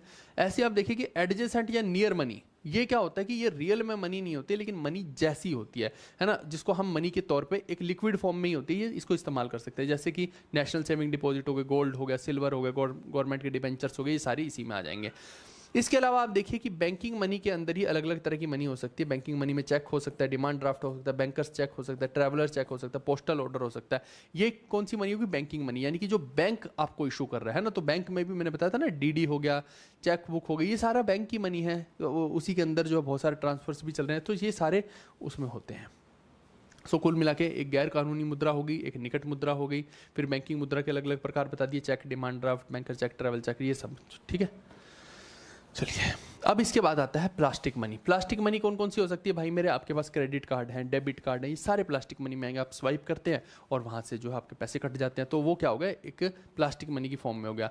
और उसी में ही आगे अगर हम चलते हैं चीप लोन। चीप लोन क्या हो सकता है? जो सस्ते लोन है। तो इसका मतलब है कि जब भी आप कोई लोन जो लो रेट ऑफ इंटरेस्ट पे लेते हैं उसको चीप लोन बोलते हैं। अच्छा, हॉट मनी कौन सी हो सकती है? हॉट मनी वो होती है भाई मेरे जिसको क्विकली आप कोई भी दो कंट्री के बीच में ट्रांसफर कर सकते हैं हाई रेट ऑफ इंटरेस्ट पे, है ना, हाई रिटर्न्स जिसमें आप मिले। तो दो कंट्री के बीच में बिटवीन कंट्रीज जो है आप उसको अचानक से जो स्वाइप कर सकते हैं, ये आप समझ लीजिए। फिर एक होती है हार्ड मनी। हार्ड मनी तो स्टेबल करेंसी है भाई मेरे, जिसमें बैक्ड बाय स्ट्रॉन्ग वैल्यू होती है। डॉलर हो गया, पाउंड हो गया, यूएस का है ना, फिर यूरो हो गया, ये सारे इसी में आ जाएंगे। इसके अलावा एक होती है expensive currency. Expensive currency generally जो है ये government, it is raised through government borrowings और गवर्नमेंट बॉन्ड्स, आप ऐसे इसको समझ सकते हैं। इसके अलावा डिजिटल मनी कौन कौन सी हो सकती है? तो डिजिटल करेंसी में आपने देखा होगा कि बहुत सारे लोग आजकल कई सारे जो है जैसे बिटकॉइन होता है तो ऐसे अलग अलग करेंसी में डील करते हैं। कोई बिटकॉइन में कर रहा है, कोई डॉलर में कर रहा है, कोई किसी में कर रहा है, कोई किसी में कर रहा है ना। सो वो जो है एक तरह से डिजिटल करेंसी हो जाती है जो केवल आपको डिजिटल फॉर्म में दिखाई दे रही है। ठीक है, इसको हटा देते हैं नहीं तो आपको दिखेगा नहीं। चलिए, ये जो है रिजर्व बैंक ऑफ इंडिया ही इसको इशू करता है, रुपए की फॉर्म में या आईएनआर की फॉर्म में होती है। ये 2022 से 23 में इसको इंट्रोड्यूस किया गया था डिजिटल मनी को। जैसे एग्जांपल मैंने बिटकॉइन आपको बता ही दिया है। प्लास्टिक मनी मैंने बता दिया है ना, ये क्रेडिट डेबिट कार्ड हो गए। सस्ता पैसा वो हो गया कि जो आपको कम ब्याज की दर पे मिल जाए। हॉट मनी वो हो गया कि भाई जब आपको बहुत ज़्यादा रिटर्न मिले अगर आप एक कंट्री से दूसरी कंट्री में उसमें जो है स्वाइप करते हैं। दूसरा हार्ड मनी वो हो गया जिसकी सच में कोई स्थिर वैल्यू है। महंगी करेंसी वो हो गया जो सरकार उधार या बॉन्ड के जरिए जुटाती है। इसके अलावा डिजिटल मनी वो हो गया जैसे बिटकॉइन वगैरह हो गया जो डिजिटली ट्रांसफ़र हो सकती है। सीधी बात ये है। क्रिप्टो करेंसी की बात करते हैं तो ये भी क्रिप्टो करेंसी भी डिजिटल मनी का ही एक सब पार्ट होती है भाई मेरे। क्रिप्टो करेंसी है ना, जैसे बिटकॉइन हो गया, इथेरियम हो गया, लाइट कॉइन हो गया, ये सारी क्रिप्टो करेंसी। देखिए जब बिटकॉइन का एक बबल आया था तो कितने लोग उसमें पागल हो गए थे, बिटकॉइन बिटकॉइन बिटकॉइन करके। बहुत सारे लोगों ने उसमें बिटकॉइन खरीदे भी। ये वही है ना। कई बार क्या होता है कि ये करेंसी ऐसी होती है कि आपको एक देश से दूसरे देश में भेजना जिसमें कोई बाउंडेशन नहीं है, कुछ नहीं है ना, किसी को पता ही नहीं बिटकॉइन किसने बना रखा है ना। वो चल रहा है बस, तो लोग ट्रस्ट करके चल रहे हैं तो चल रहा है, ऐसा हाल है। लिक्विडिटी का क्या मतलब होता है? लिक्विडिटी का मतलब होता है कि कितनी जल्दी आप उसको कैश में कन्वर्ट कर सकते हो। जैसे आपके हाथ में अगर सोना है तो सोना एक लिक्विड करेंसी माना जाएगा कि नहीं माना जाएगा? एक बार कमेंट करके बताइए कि सोना जो है एक लिक्विड करेंसी माना जाएगा या नहीं माना जाएगा। और वहीं पे अगर आपके हाथ में गवर्नमेंट का एक बॉन्ड है जिसमें 5 साल का लॉक इन पीरियड है, तो मुझे बताइए गवर्नमेंट का एक ऐसा बॉन्ड आपके हाथ में है जिसमें 5 साल का लॉक इन पीरियड है, वो लिक्विड है या नहीं है? ये भी बता दीजिए जल्दी से। कह रहे हैं there is a blood money too, कह रहे हैं कि यस ये लिक्विड मनी माना जाएगा। बिल्कुल सही है कि वो लिक्विड मनी माना जाएगा, है ना। अगर आपके हाथ में गोल्ड है तो आप किसी के पास भी जाके उस सोने को रख के कुछ भी ले सकते हो। इसको बोलते हैं लिक्विड मनी। तुरंत कैश भी ले सकते हो, जाके कहीं भी जाओ गोल्ड दे दो, सामने वाला कैश दे देगा तुम्हें, बात खत्म हो जाती है। वहीं पे अगर एक बॉन्ड है तुम्हारे पास गवर्नमेंट का जो 5 साल का, जिसमें लॉक इन है, लॉक इन का मतलब होता है 5 साल तक वो टूट नहीं सकता, तो फिर उसकी लिक्विडिटी कम हो जाएगी भाई, वो जल्दी से टूटेगा नहीं, कोई उसके बदले आपको कैश नहीं देगा तुरंत से, ये बात है। ठीक है जी, चलिए। बिल्कुल महिमा ने सही बताया है, कार्तिक मान ने भी सही बताया। चलिए, मनी सप्लाई, तो भाई इसमें तो टोटल क्वांटिटी कितनी मनी की हम इकोनॉमी में सप्लाई करते हैं, ये वो हो गया मनी सप्लाई, है ना। इससे गवर्नमेंट बहुत सारी चीज़ें कंट्रोल करती है, ये सब हम ऑलरेडी पढ़ चुके हैं मॉनेटरी पॉलिसी के अंदर, तो दोबारा नहीं पढ़ेंगे। उसमें क्या क्या होता है वो सारी चीज़ें हमें पता है पहले से ही। इसमें currency with public, bank deposit, सब करेंसी जो है इन्वॉल्व होती है मनी सप्लाई में, ये बात आपने ध्यान में रखनी है।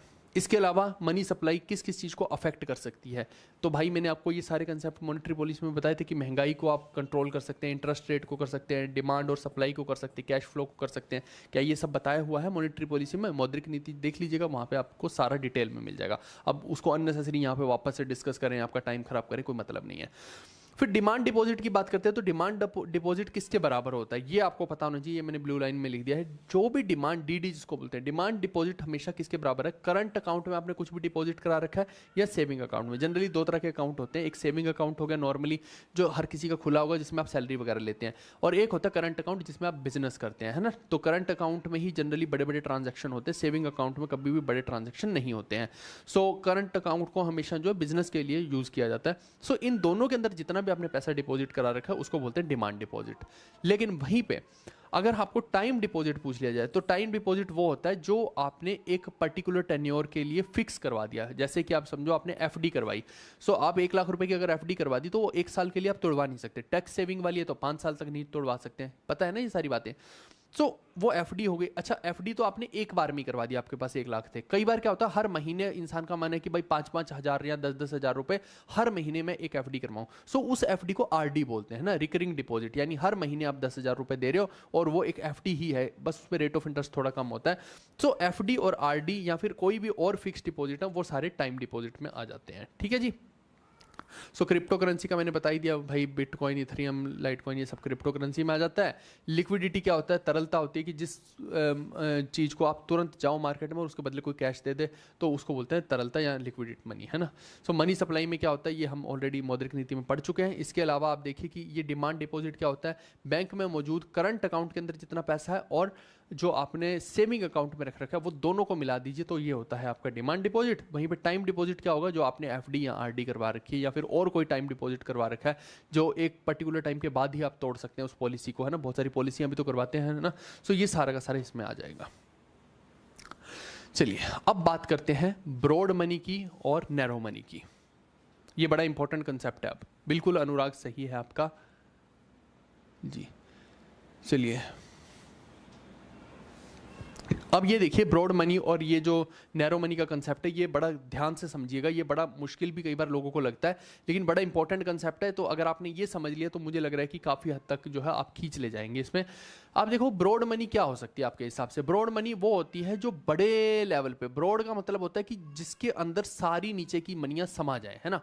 अब फर्क किस चीज में आ सकता है? देखो नैरो मनी हम उस मनी को कह सकते हैं जिसको आप जाके तुरंत से इस्तेमाल कर पाओ। जैसे आपके पास कैश है आपकी पॉकेट में, आप तुरंत जाओगे उसको इस्तेमाल करोगे, है ना। So this is narrow money जिसका एक छोटा स्पेसिफिक पर्पज हो गया। लेकिन जब मैंने आपको बताया कि भाई एक एफडी है आपके पास, है ना, तो तुरंत आप जाके एफडी को दुकान पे नहीं चला सकते ना। दुकानदार कहेगा मैं क्या करूं इसका तुरंत से, है ना, और वैसे भी ये तुम्हारे नाम पे है तो मेरे को फायदा क्या है इसका। सो आप पॉइंट को समझिए कि जिस चीज को आप तुरंत से जाके इस्तेमाल कर सकते हैं उसको बोलते हैं लिक्विड मनी, है ना। सो इसको नैरो मनी भी बोलते हैं। नैरो मनी की इसका सीधा सीधा पर्पस सोल्व हो रहा है। लेकिन वहीं पे बड़े स्केल पे जब आप जाएंगे तो बड़े स्केल में क्या होगा? ये नैरो मनी तो उसका भाग होगा ही होगा, बाकी वही अलग अलग तरह की मनियां जो वो भी उसका भाग हो जाएंगी। जो इतनी सारी मनी हम देख के आए हैं ना, किसी में जो है आप समझिए कि बिटकॉइन की फॉर्म में हो सकती है, किसी में डिजिटल करेंसी की फॉर्म में हो सकती है, किसी में चेक की फॉर्म में हो सकती है। ये सारी मनीज जो है वो ब्रॉड मनी का भाग बन जाती है। आप ऐसे इसको समझ सकते हैं, है ना। सो बेसिकली ब्रॉड मनी का सब ये जितनी भी मनियां हैं ये सब सबसेट है, ऐसे आप समझ लीजिए। सो ये टोटल मनी जो इकोनॉमी में होती है उसको हम ब्रॉड मनी बोलते हैं। ये बात आप ध्यान रखेंगे। यूजुअली इसको किस फॉर्म में रिप्रेजेंट किया जाता है ये आपको पता होना चाहिए। M3 या M4 में किया जाता है। अच्छा, भारत के अंदर जनरली आप समझना ब्रॉड मनी हम M3 को ही बोलते हैं। सो कई बार पेपर में ब्रॉड मनी में जो होता है ना कि क्वेश्चन आ जाता है और हमारे पास जो होता है कि या तो वो M3 एंड M4 दोनों ऑप्शन में लिखे हो, है ना, कि भाई ऑप्शन ही ऐसे बनाए हो M3 M4 ब्रॉड मनी है, M1 M2 ब्रॉड मनी, तो आप M3 M4 को मार्क कर देंगे। लेकिन कई बार क्या होता है, एक मैंने पेपर देखा था जिसके अंदर क्या हुआ कि उसने M3 भी लिखा था और M4 भी लिखा था। ये आया हुआ प्रश्न है एक बार। सो M3 भी लिख दिया, M4 भी लिख दिया। अब मैं ब्रॉड मनी किसको मानूं? सो भारत के अकॉर्डिंग मैं फिर M3 को मार्क कर दूंगा। आप ये समझ लीजिएगा, ठीक है। चलिए इसके अलावा नैरो मनी मैंने अभी बताया जो बिल्कुल लिक्विड फॉर्म में होगी, सबसे ज़्यादा लिक्विड होगी, जैसे कि फिजिकल करेंसी आपके जेब में नोट हैं, कॉइन्स हैं, डिमांड डिपॉजिट है ना, जो तुरंत इस्तेमाल हो सकते हैं। गए बैंक में और तुरंत इस्तेमाल हो गए या उसके बदले में कैश मिल गया। सो जितनी ज़्यादा लिक्विड मनी होगी उतना ज़्यादा उसको हम क्या बोलेंगे? नैरो मनी बोलेंगे। इसमें सबसे ज़्यादा लिक्विड मनी को M1 बोलते हैं, उससे थोड़ी कम होती है M2, है ना। सो ये शॉर्ट टर्म लिक्विडिटी की बात हो रही है। M1 सबसे ज़्यादा लिक्विड होगी, सबसे ज़्यादा तरलता, है ना, लेकिन M4 जो होगी वो सबसे लीस्ट होगी। ऐसे आपको समझना है, यानी M1 जो है सबसे ज़्यादा लिक्विड हो गई, फिर उसके बाद M2 आई, फिर M3 आई और सबसे पीछे जो फिर M4 है। इसको तोड़ना मुश्किल होता है, यानी इसके बदले कोई जल्दी से आपको पैसे नहीं देगा, सीधी बात ये है। सो ये भी वही पढ़ाया है। अब देख लेते हैं हम कि आरबीआई के अकॉर्डिंग, है ना, ये 4 मनी सप्लाइयाँ होती हैं। मनी सप्लाई जो हम पढ़ रहे हैं M1 M2 M3 M4। So RBI जो है अपना एक बेस रखता है ना। आरबीआई का जो बेस होता है, हमेशा हम देखते हैं कि बेस रेट से इतने पॉइंट ऊपर, बेस रेट से इतने पॉइंट नीचे। वो बेस रेट कौन सी मनी होती है वो भी हम समझ लेते हैं। उसको हम डिनोट करते हैं M नोट से, है ना, या M0 आप कह सकते हैं, M नोट बोलते हैं इसको। सो आप देखिए इसका फॉर्मूला M नोट का क्या होता है। इसमें होता है करेंसी विद पब्लिक, लोगों के हाथ में जितनी भी करेंसी है वो सारी भी बेस मनी का भाग मानी जाएगी। साथ में बैंक के रिजर्व में, है ना, ना, bank reserves with the RBI, जितने भी बैंक कमर्शियल बैंक हैं उन्होंने जो मनी आरबीआई के पास रखी हुई है वो सारी भी इसका भाग होगी, और इसके अलावा अदर जितने भी डिपॉजिट हैं आरबीआई के अंदर वो भी। सो कुल मिला के ये जितनी भी मनी मैंने आपको ये 3 मनियां जो बताई हैं ये सारी की सारी क्या हो जाती है, बेस मनी हो जाती है।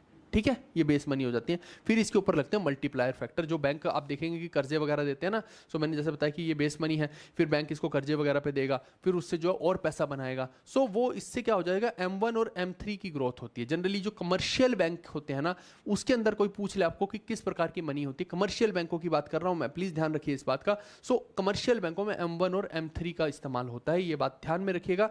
तो वो M नोट से ही बढ़ोतरी करके जो है आप देखिए मल्टीप्लायर इफेक्ट लगा के M1 M3 को में ग्रोथ करते हैं, यानी कि एक तरह से अपनी मनी के अंदर, अपने पैसे के अंदर जो ग्रोथ करते हैं, ऐसे आप इसको समझ सकते हैं। ठीक है, सो ये कमर्शियल बैंक की टर्म में भी मैंने आपको बता दिया है।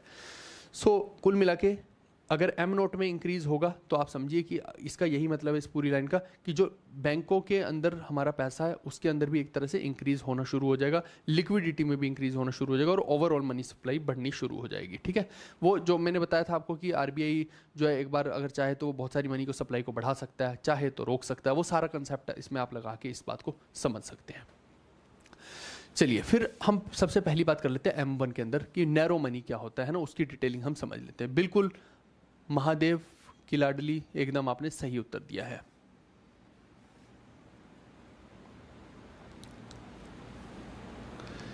जी, M1 M3 होगा, बिल्कुल सही बात है ग्रोथ के लिए। सो M1 जो नैरो मनी होता है भाई मेरी, है ना, ये सबसे लिक्विड मनी होती है, ये तो मैंने आपको बता ही रखा है। अब इसका फॉर्मूला क्या होता है ये पेपर में आ सकता है आपको, ये सारा जितना भी है ना सारा इंपॉर्टेंट है, आपको छोड़ना नहीं है। सो M1 क्या होता है भाई मेरे, ये होता है करेंसी विद पब्लिक, यानी ये तो आप लिखेंगे, साथ में डिपॉजिट मनी ऑफ पब्लिक, जो पब्लिक ने किसी भी फॉर्म में बैंक में डिपॉजिट करवा रखी है वो वाली होगी, है ना, और other deposit with the RBI, RBI में इसके अलावा कुछ डिपॉजिट है, ये सारा जो है लिक्विड मनी में आ जाता है। समझ गए इस बात को। उसके बाद आती है M2। M2 भी एक नैरो मनी है, सबसे नैरो तो यही है, लेकिन उसके बाद जो नंबर आता है वो M2 का आता है। सो M2 में क्या होता है, M1 तो होगा ही, ये ध्यान रखिएगा, M2 में ये M1 तो होगा ही, क्योंकि अब देखिए कि धीरे धीरे आप समझो मनी बड़ी होती जा रही है, सबसे छोटी ये थी, फिर ये थोड़ी उससे बड़ी हुई, तो ऑब्वियस सी बात है कि इसके अंदर ये तो होगी ही होगी, तभी वो बड़ी हुई है। सो M1 तो होगी, इसके साथ साथ saving deposits with post office saving भी होगा। अब ये स्टार मार्क कर लो, एक्चुअली में वो पूछता है कि ये पोस्ट ऑफिस वाला जो है किसके अंदर इंक्लूड होता है। सो वो M2 और M4 में पोस्ट ऑफिस की सेविंग भी हम इंक्लूड करके चलते हैं, ये बात आप ध्यान में रखिएगा, है ना। जब ब्रॉडर टर्म में हम बात करते हैं तो M2 और M4 में दोनों में पोस्ट ऑफिस की सेविंग को लेकर चलते हैं। सो इसको दिमाग में रख लेना। इसके बाद आती है M3। ठीक है, M3 होती है एक ब्रॉड मनी भाई मेरे, है ना। सो इसके अंदर क्या क्या होता है, M1 तो होगा ही होगा, ठीक है, इस मनी में M3 में M1 तो होगा। आप ये भी बोल सकते हो कि M2 होगा, है ना, आप ये भी बोल सकते हैं कि M2 होगा, लेकिन अभी के लिए मैं ये समझा रहा हूँ आपको कि M1 तो होगा ही होगा। इस M1 को तो एज इट इज यहाँ पे लिख लो। इसके अलावा इसमें टाइम डिपॉजिट या फिक्स डिपॉजिट जो होते हैं वो भी होंगे with banking system, post office वाला नहीं होता इसमें, प्लीज इस बात का ध्यान रखिएगा। यानी कि M3 के अंदर अगर कोई पूछ ले कि M2 होता है कि नहीं होता है, सो ये ध्यान रखो कि ये जो पोस्ट ऑफिस वाला है ना ये इसमें इंक्लूड नहीं होता है, इसीलिए मैंने इसमें यहाँ पे M2 नहीं लिखा। अगर मैं इसमें M2 लिख देता तो फिर मेरे को माइनस क्या करना पड़ जाता, ये पोस्ट ऑफिस वाला माइनस करना पड़ जाता। इसी वजह से मैंने यहाँ पे M3 के अंदर यहाँ पे बेस किसको मान लिया, M1 को मान लिया, क्योंकि M2 में पोस्ट ऑफिस वाला है और M3 में पोस्ट ऑफिस वाला नहीं होता है। मैं ये बार बार आपको बोल रहा हूँ, इसमें बैंक वाला होता है। 10 बार आपको बता दिया, M1 और M3 बैंकिंग के लिए इस्तेमाल होते हैं, उनमें पोस्ट ऑफिस वाला नहीं होता। M2 और M4 जो है वो पोस्ट ऑफिस वाला भी उसके अंदर इंक्लूड होता है, इसीलिए मैंने यहाँ पे M1 लिखा है, M2 नहीं लिखा। सो M3 की डेफिनेशन में M1 आएगा, साथ में टाइम डिपॉजिट्स जितने भी हैं यानी FD RD वगैरह सारी आ जाएंगी। सो ये वही बताया हुआ है इसका सूत्र। अब आता है M4। M4 जो होता है वो ब्रॉडेस्ट मनी होता है, सबसे ज़्यादा ब्रॉड होती है, लेकिन इंडिया में जनरली M3 का ही इस्तेमाल ज़्यादा होता है, ये बात ध्यान में रखिएगा। अब इसके अंदर आप देखिए कि जितने कंपोनेंट M3 में हैं वो सारे आ जाएंगे, as well as all types of post office saving भी आएंगी, जो मैंने अभी आपको समझाया। सो कुल मिला के मैं आपको यहाँ पे लिख देता हूँ कि पोस्ट ऑफिस के लिए, पोस्ट ऑफिस किस किस में होता है इंक्लूड, M1 और M4 में होता है ना। और बैंक का कोई बैंक का पूछ लेगा तो एक मिनट, M2 लिखो यार, ठीक है, M2 और M4 दो का टेबल चलाएंगे। और बैंक का कोई पूछ लेगा तो, बैंक का पूछेगा तो M1 और M3, ठीक है। सो 1 और 3 बैंक का, पोस्ट ऑफिस का 2 और 4 होता है, ये आप रट के रख लो इसको। सो आप देखिए कि M4 में क्या हो जाएगा। अब M4 में मैंने क्या लिख दिया, M3 लिख दिया, मैंने यहाँ पे M1 नहीं लिखा है। उसका सीधा कारण ये है कि आप समझो कि M1 को मैं लिखूंगा अगर, फिर मेरे को M1 उसमें लिखूंगा, फिर साथ में ये भी लिखना पड़ेगा बैंकिंग की प्रणाली में जितना भी जो टाइम डिपॉजिट है। तो उससे बेटर है कि मैं M3 ही सीधा लिख दूं, है ना। पोस्ट ऑफिस तो वैसे भी उसमें इंक्लूड अलग से करना ही है मुझे। सो इसीलिए मैंने इसमें M4 में क्या किया, सीधा M3 लिखा, फिर total deposit with post office savings भी लिख दिया, है ना साथ में। बस इसमें नेशनल सेविंग के जो सर्टिफिकेट है उनको एक्सक्लूड कर लेना है। सो इसीलिए मैंने बोला दो जगह पे जो पोस्ट ऑफिस वाला आएगा, जो मैंने समझा दिया। ये लिक्विडिटी होती है सबसे बड़ा, M1 की लिक्विडिटी सबसे ज़्यादा, फिर M2 की, फिर M3 की, फिर M4 की। ये बात आप ध्यान रख सकते हैं। इसके अलावा अगर न्यू मॉनेटरी पॉलिसी देखते हैं तो किसने न्यू मॉनेटरी पॉलिसी एग्रीगेट जो है चलाई थी, तो YV रेड्डी ने जो है इसको स्टार्ट किया था, ये पूछा जा सकता है। इसके अलावा इसमें न्यू मेजर क्या थे, न्यू मेजर नोट, यानी कि ये मॉनेटरी बेस था। NM1 जो है ये नैरो मनी था, NM3 जो है ब्रॉड मनी था। ऐसे आप इसको समझ सकते हैं। चलिए, फिर ये न्यू मॉनेटरी एग्रीगेट वही जो 1998 में चलाए गए, जो पहले M1 M2 हुआ करते थे, अब ये जो है न्यू लगा दिया बस उनके साथ, तो न्यू M1 न्यू M2 हो गए। सो NM नोट क्या हो गया भाई मेरे, NM नोट वही हो गया जो अभी हम पढ़ के आए हैं। इसमें क्या है, करेंसी इन सर्कुलेशन, बैंकर का डिपॉजिट विद RBI और अदर डिपॉजिट विद RBI हो गए। फिर आप देखिए कि NM1 क्या हो गया, NM1 में हो गया currency with public, current deposit, demand liability portion, वही जो अभी हम M1 M2 M3 M note पढ़ के आए हैं ना, उसी का ही एक तरीका है, बस आप ये समझ लीजिए। अब थोड़ा थोड़ा डिफरेंस है बस। NM2 में क्या हो गया, NM1 तो होगा ही, साथ में short term deposit of residents हो गए, जो एक साल तक जैसे किसी ने जो है कोई FD एक साल से कम की करा दी, RD एक साल से कम की करा दी, या एक साल से कम की डिपॉजिट शॉर्ट टर्म वाले हो गए, वो आ जाएंगे। फिर NM3 में क्या होगा, NM3 किसके बराबर होता है, NM2 plus long term deposit के बराबर हो जाता है, और साथ में जितनी भी फंडिंग फ्रॉम फाइनेंशियल इंस्टीट्यूशन होती है। सो ये आपको बस फॉर्मूले सीधे सीधे पता होने चाहिए। मैं बता रहा हूँ आपको, इसमें कोई दिमाग लगाने वाली चीज़ ही नहीं है। पता है तो कर दोगे, नहीं पता है तो नहीं पता है, नहीं कर पाओगे, सीधी बात है ये। अगर पूछेगा तो इसी फॉर्म में पूछेगा, और ये इसी फॉर्म में ही उत्तर देना पड़ेगा, ऑप्शन भी ऐसे ही आएंगे। सीधी कहानी मैंने आपको समझा दी है।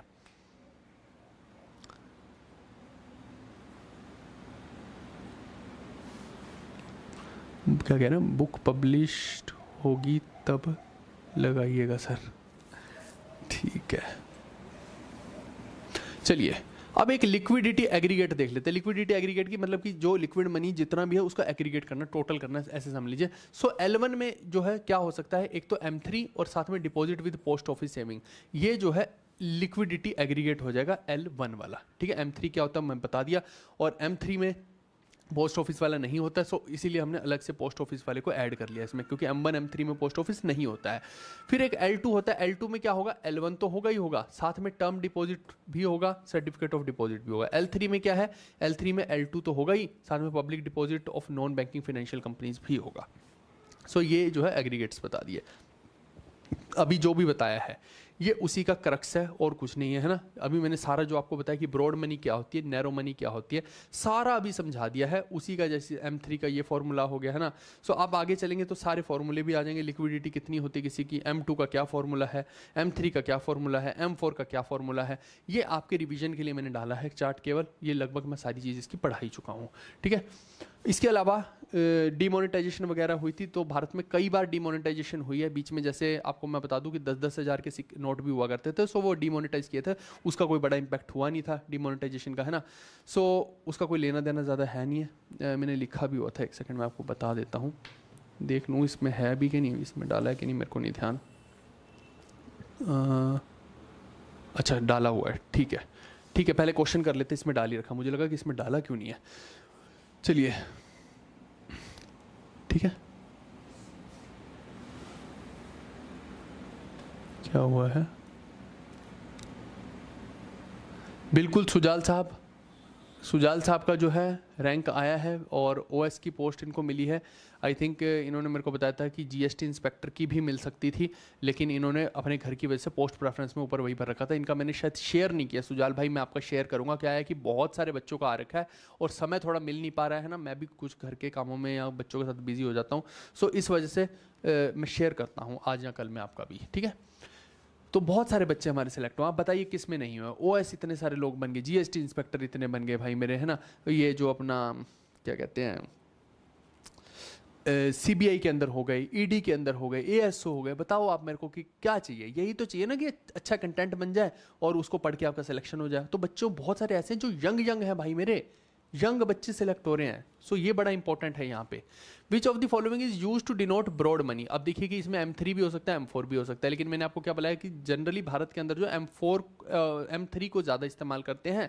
होता तो सबसे बड़ा M4 ही है, लेकिन यहाँ पे अब जब ऐसा प्रश्न आ जाए तो फिर आपको जो है मेरे हिसाब से तो M3 मार्क कर देना चाहिए, क्योंकि जो मैंने देखा उन लोगों ने जो है उस, अब मेरे को एग्जैक्ट याद नहीं आ रहा कौन से एग्जाम का है, शायद SSC का ही है कि रेलवे का है, उन्होंने M3 को ही सही उत्तर मान के रखा हुआ था।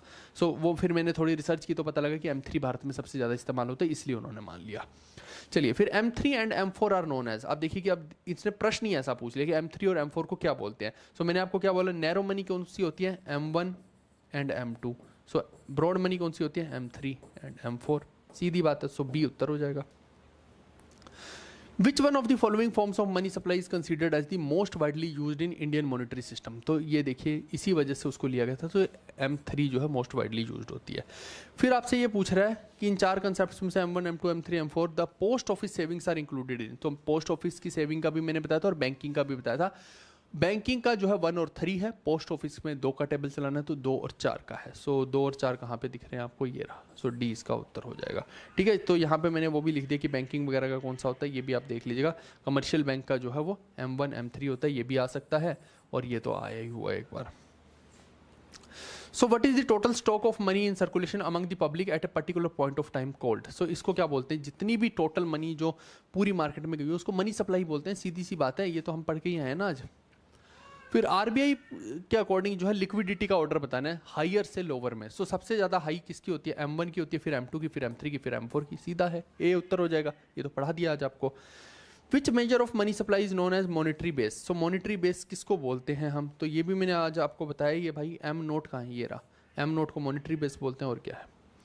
विच of the following is not a function of money. So money का फंक्शन कौन सा नहीं है। आप देखिए कि स्टोर वैल्यू बिल्कुल उसका फंक्शन आप आराम से पढ़ भी सकते हैं, मीडियम ऑफ एक्सचेंज के लिए भी इस्तेमाल करते हैं, यूनिट ऑफ अकाउंट के लिए भी करते हैं, लेकिन प्राइस स्टेबिलिटी के लिए मनी का कोई फंक्शन नहीं है। प्राइस स्टेबिलिटी है ना, इसमें तो मॉनिटरी पॉलिसी वगैरह या बहुत सारी चीज़ें लगेंगी। सो ये मनी का एग्जैक्ट फंक्शन नहीं है। सो ये भी आपको ध्यान में रखना है। चलिए, ये डिवैल्यूएशन का आप देख लीजिएगा, इसको मैं बस एक ब्रीफ आउट कर देता हूँ। डीवैल्यूएशन कुछ नहीं है कि आपकी जो करेंसी है उसको आपने क्या किया, डीवैल्यूएट कर दिया। जैसे 1991 के रिफॉर्म्स में भी किया है ना। सो लगभग उस टाइम पे कितना हमने किया था, तो 20-22 का अंतर आया था, कम से कम 20 से 22 का अंतर आया था। सो ये भी कोई पूछ सकता है। तो मोटा मोटा वैसे 18 था, लेकिन उसके बाद जो है 20 के आसपास का जो है डीवैल्यूएशन में अंतर आया था। ये भी आप ध्यान में रखिएगा, ये पेपर में एक बार आया हुआ प्रश्न है। सो 4 बार डीवैल्यूएशन हुई है। 1949 में हुए 30.5%, 66 में 57%, फिर 1991 में 9% हुई है, और इसी टाइम में आप देखिए कि ये 1991 में दोबारा से 11% की थी। सो इसीलिए मैंने बोला ये लगभग टोटल मिला के जो है ना ये मोटा मोटा 20% हो जाता है। ये जो है एक साथ इसको आप देखेंगे। सो यही प्रश्न इसका क्यूमुलेटिव एक बार पेपर में पूछा गया था। फिर ग्रिशम्स लॉ क्या बोलता है, bad money drives out good money. ठीक है, तो ये किसने दिया था, थॉमस ग्रिशम ने दिया था। तो गुड मनी में इंट्रिंसिक वैल्यू लगभग लीगल वैल्यू के बराबर होती है, बैड मनी में इंट्रिंसिक वैल्यू लीगल वैल्यू से कम होती है। ये सीधा सीधा अगर आपको पूछ लिया गया तो आप ध्यान में रखना। और ये बहुत सारे लोग जो है वो मनी की होर्डिंग कर लेते हैं, ब्लैक कैश को रख लेते हैं। सो उससे पैरेलल इकोनॉमी क्रिएट हो जाती है। ये बहुत सारा इसमें है, लेकिन इतना अपने को दिमाग ख़राब करने की ज़रूरत नहीं है। बस टू द पॉइंट इतना कंसेप्ट देख लेना, नहीं तो फिर आप इकोनॉमिक्स ही पढ़ते रह जाएंगे। सो ये मोटा मोटा 20% हो गई है। यही प्रश्न आया था पेपर में, 11 और 9। ठीक है, 20-21%। चलिए, सो इसके अलावा एक एंजल्स लॉ होता है कि as income rises the percentage of income spent on food falls. यानी सीधी बात है कि अगर इनकम बढ़ जाएगी तो जो आप खाने पे इस्तेमाल कर रहे हैं वो कम हो जाएगा, उसका प्रोपोर्शन परसेंटेज कम ही होगा, क्योंकि फिर इंसान फिजूल खर्ची पे, एंटरटेनमेंट पे और वस्तुएं खरीदने में लगाना शुरू कर देगा। लेकिन अगर इनकम आई कम रही है तो ऑब्वियसली बात है कि फिर तो ज़्यादा परसेंटेज तो खाने पे ही लगाएगा ना। सो ये एंजल का लॉ बोलता है, बहुत बड़ी बात बता दी। फिर बैक्स्टर लॉ क्या बोलता है, monopoly in a regulated industry can dominate another non regulated industry if supplies input to it. ठीक है, तो ये मोनोपोली का हो गया। इसके अलावा कैम्पबेल का लॉ क्या बताता है, excessive use of quantitative indicators lead to distortion and corruption of the indicators. तो जितना ज़्यादा आप इंडिकेटर्स का बहुत ज़्यादा एक्सेसिव यूज़ करेंगे, सो वहाँ से जो है डिस्टॉर्शन और करप्शन ऑफ इंडिकेटर हमें देखना शुरू हो जाएगा। ठीक है, ये हो गया। इसके अलावा एक डीमोनेटाइजेशन का और देख लीजिए, जो मैंने आपको बताया था कि इसमें जो है जितनी भी लीगल करेंसी वगैरह रहती है उसको डिमोनेटाइज करके नई करेंसी बना दी जाती है। सो इसका मेन यही रहता है एम की रिमूव करनी है ब्लैक मनी को, एलिमिनेट करना है फेक करेंसी को, प्रमोट करना है कैशलेस इकोनॉमी को, और फॉर्मलाइज करना है इनफॉर्मल इकोनॉमी को, रिड्यूस करना है anti social illegal financial activities को। ये सारे इसके विमुद्रीकरण के जो हैं तरीके रहते हैं। सो विमुद्रीकरण या डिमोनेटाइजेशन आप देखिए 1946 में 1000 के और 10,000 के नोटों का हुआ, जो मैंने थोड़ी देर पहले भी आपसे डिस्कस किया था। सो इसका कोई बहुत बड़ा नॉर्मल जनता पे इम्पैक्ट नहीं पड़ा, क्योंकि उस टाइम पे आप समझिए 1946 में यार भारत आज़ाद भी नहीं हुआ है, कैबिनेट मिशन के आसपास की बातें हैं ये। सो आप समझिए कि उस टाइम पे 1000 और 10,000 के नोट होते ही कहाँ थे जनरल पब्लिक के पास है, 20-20, 25 रुपये के लिए तरसना पड़ रहा था, ये नोट कहाँ से होंगे। सो इनका कोई बहुत बड़ा अंतर पड़ा नहीं। फिर 1978 में आप देखिए 1000, 5000 और 10,000 के नोट को विड्रॉ कर लिया गया मोरारजी देसाई साहब ने, है ना। इंदिरा गांधी ने 75 में इमरजेंसी लगाई, फिर मोरारजी देसाई की सरकार बनी। रोलिंग प्लान आप याद कीजिए तो वहाँ से आपको पता लग जाएगा। सो इसका भी कोई बहुत बड़ा इंपैक्ट नहीं पड़ा होगा, क्योंकि उस टाइम पे भी लोग के पास ऐसी करेंसी बहुत ही कम होती थी। लेकिन 2016 वाली का इंपैक्ट बहुत गंदा पड़ा जनता पे, क्योंकि 500,000 के नोट जो हैं मार्केट से खींचे मोदी साहब ने, और ये सब बोला गया कि फेक नोट्स के लिए करने के लिए ब्लैक मनी, ये सब हमने किया। लेकिन आप समझिए इस प्रॉब्लम को कि ये करने के बाद जो है आम जनता की ऐसी की तैसी फिर गई थी, है ना। सो ये एक बड़ा दिक्कत रहा। चलिए, तो ये भारत में नोटबंदी के बारे में बताया, अलग अलग और कुछ नहीं है। चलिए, सो ये आपने जो अभी देखा ये रामबाण 4.0 बैच देखा। सो इसमें हमने एसएससी और रेलवे के पॉइंट ऑफ व्यू से सारे का सारा कंटेंट कवर कर लिया है। उम्मीद कर रहा हूँ कि आपको ये सारा समझ में आया होगा दोस्तों। अगर अच्छा लग रहा हो तो अपने बाकी सब दोस्तों को इस बैच के बारे में ज़रूर बताओ, ताकि वो भी इस बैच को लेकर अपना जीवन को संवार पाएँ, ठीक है। और बाकी सब लाइब्रेरियों में एक ही नाम होना चाहिए, जीवी कक्षा का। सो बहुत जल्द जो है, अभी मैं थोड़ी देर में आपको अगला प्लान भी थोड़ा सा 1-2-3 मिनट के शॉर्ट या वीडियो में बता दूंगा कि जीडी के लिए हम क्या करने वाले हैं, ठीक है जी। चलिए हम मिलते हैं नेक्स्ट वीडियो में। Bye bye, take care, see you, love you all.